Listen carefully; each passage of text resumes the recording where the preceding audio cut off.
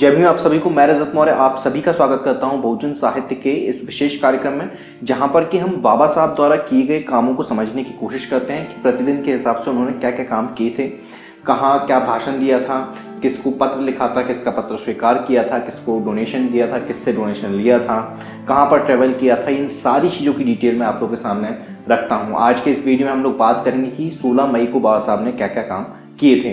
अगर आप लोग इस चैनल पर नए हैं तो चैनल को सब्सक्राइब कर लीजिए, पुराने वीडियोस भी जाकर देखिए, आपके काम का कोई ना कोई वीडियो जरूर आपको मिल जाएगा। अगर आप लोग चाहते हैं कि बहुजन साहित्य लगातार इसी तरीके से अपना काम करता रहे तो आप सभी से निवेदन है कि बहुजन साहित्य की आर्थिक सहयोग करें। बिना आपके आर्थिक सहयोग के बहुजन साहित्य ज्यादा टाइम तक सस्टेन नहीं कर पाएगा। 16 मई 1930 16 मई 1930 को श्री बी के गायकवाड़ को लिखे एक पत्र में डॉक्टर अंबेडकर ने सूचित किया कि वे उस सर्वदलीय सम्मेलन में व्यस्त हैं जिसमें बाद वाले को सर तेज बहादुर सप्रू ने आमंत्रित किया था।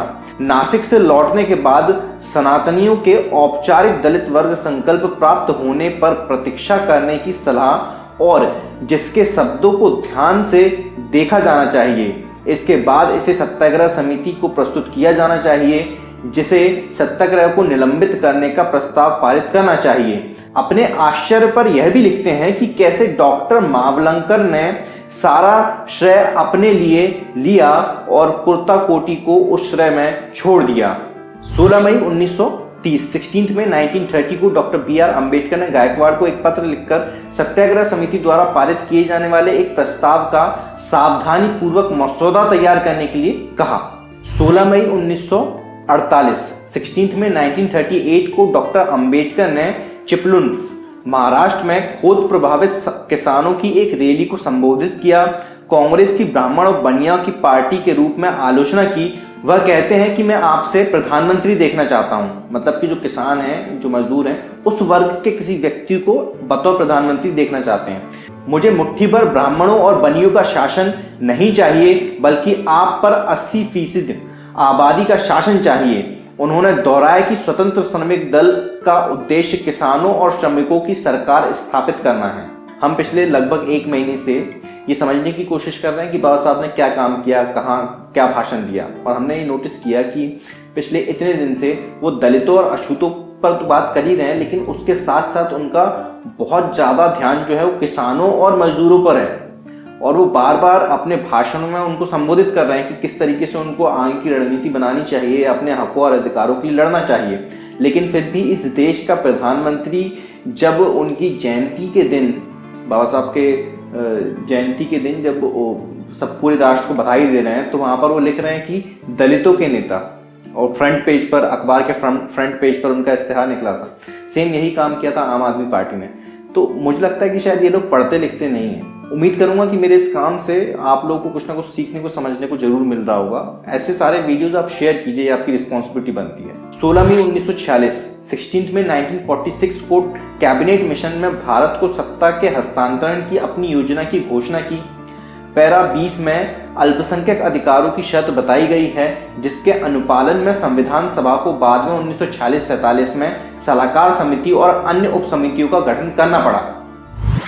16 मई 1951 16 मई 1951 को माननीय डॉक्टर बी.आर. अंबेडकर ने मद्रास बनाम चंपकम दोरे राजन और वेंकटरमन बनाम मद्रास राज्य से उत्पन्न संविधान प्रथम संशोधन विधेयक पर एक बहस में बोलते हैं। उन्होंने कहा कि सर्वोच्च न्यायालय का निर्णय पूरी तरह से असंतोषजनक था और निर्णय संविधान के अनुच्छेदों के अनुरूप नहीं प्रतीत होता है। वे कहते हैं, पिछड़े वर्ग क्या कहलाते हैं, जो कुछ और नहीं बल्कि कुछ जातियों का एक संग्रह है।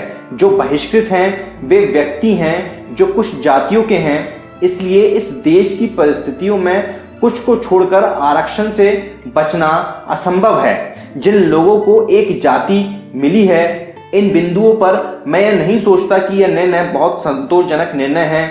मैंने अपने अभ्यास के दौरान अक्सर पीठासीन न्यायाधीशों को बहुत जोरदार शब्दों में कहा है कि मैं उनकी आज्ञा का पालन करने के लिए बाध्य हूं, लेकिन मैं इसका सम्मान करने के लिए बाध्य नहीं हूं। वह निदेशक सिद्धांतों को निहित शक्तियों के सिद्धांतों के रूप में मानते हैं और उन्हें न्यायाधीशों और वकीलों दोनों द्वारा मजेदार बना दिया गया है। अन्य मामलों की अनुमति की कीमत पर मौलिक अधिकारों की व्याख्या स्ट्रेट जैकेट के मामले के रूप में नहीं की जानी चाहिए। वह छोटे जमींदारों, भूमिहीन मजदूरों और जमींदारों के उन्मूलन पर भी अपने विचार व्यक्त करते हैं।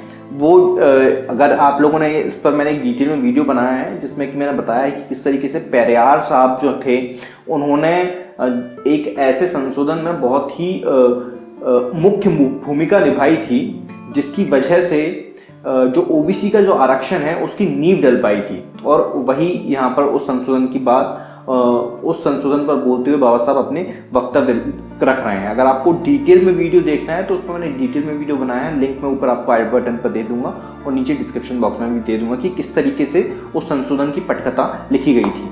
आज के इस वीडियो में इतना ही। उम्मीद करता हूँ कि आप लोगों को कुछ ना कुछ सीखने को, समझने को जरूर मिल रहा होगा। मेरी जो मेहनत है, वो जो मैं कोशिश कर रहा हूँ, उसका कुछ ना कुछ फ्रूट्स हमें जरूर मिल रहे होंगे, मेरी कम्युनिटी को मिल रहे होंगे, मतलब हमारे समाज को मिल रहे होंगे।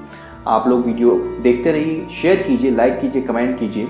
मैं मिलता हूँ आपसे अगली वीडियो में। ये वीडियो आप लोगों को कैसा लगा नीचे कमेंट बॉक्स में कमेंट करके जरूर बताइएगा। अगर आप लोगों को बहुजन साहित्य का काम पसंद आता है, अगर आप लोग चाहते हैं कि बहुजन साहित्य लगातार इसी तरीके से अपना काम करता रहे, तो आप सभी से एक रिक्वेस्ट है कि बहुजन साहित्य की आर्थिक मदद करें, फाइनेंशियल हेल्प करें। उसके लिए लिंक आपको नीचे डिस्क्रिप्शन बॉक्स में मिल जाएगा। उसके माध्यम से आप बहुजन साहित्य के सदस्य बन सकते हैं या फिर एक बार भी भुगतान कर सकते हैं। मैं रजत मौर्य मिलता हूँ आपसे अगली वीडियो में, फिर किसी किताब के साथ, फिर किसी ऑथर के साथ, फिर किसी किताब पर चर्चा के साथ, फिर किसी बुक रिव्यू के साथ। तब तक अपना और अपनों का ध्यान रखें, पढ़ने की आदत को विकसित करें, क्योंकि पढ़ेगा इंडिया तभी तो बढ़ेगा इंडिया। जय भीम, जय भारत, जय संविधान, जय जोहार।